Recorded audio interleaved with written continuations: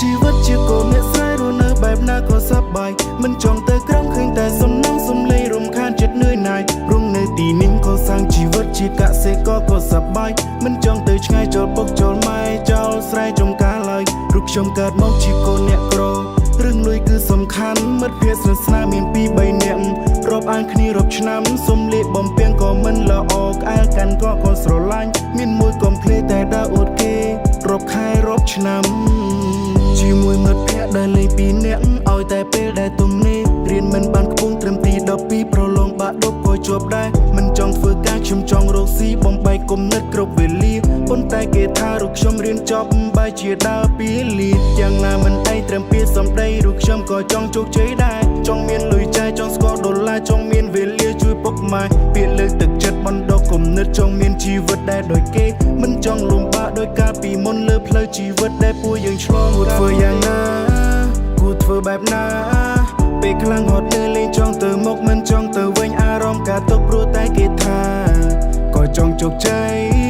ខំប្រឹងកែច្នៃបណ្ដុះគំនិតឆ្ពោះទៅរកក្តីស្រមៃខ្លួនយើងជាយើងខំប្រឹងធ្វើទៅមិនអត់ប្រយោជន៍នោះទេថ្ងៃមួយមកដល់វានឹងហត់ផលចេញផ្លែចេញផ្កាដូចឯងដូចគេ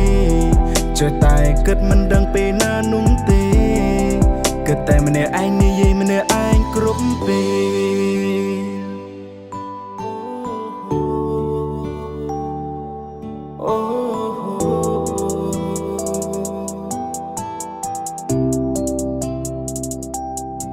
ជីវិតសប្បាយមិនចង់ឃ្លាតឆ្ងាយមិនចង់រស់នៅកាតុកចង់នៅស្រណុកមានតាំងពីក្មេង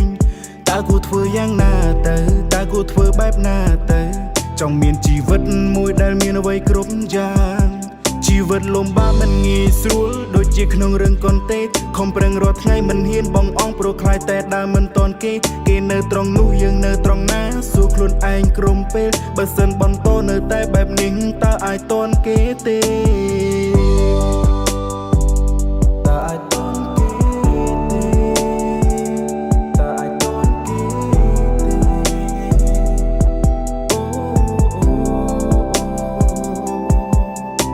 ជីវិតជាកូនអ្នកស្រីរស់នៅបែបណាក៏សប្បាយមិនចង់ទៅក្រំឃើញតែសំណងសំឡេងរំខានចិត្តនឿយណាយរងនៅទីនេះក៏សាងជីវិតជាកសិករក៏សប្បាយមិនចង់ទៅឆ្ងាយចូលពុកចូលម៉ែចោលស្រែចំការឡើយរូបខ្ញុំកើតមកជាកូនអ្នកក្រ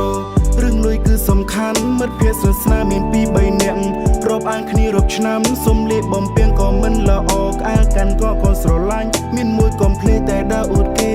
រាប់ខែរាប់ឆ្នាំ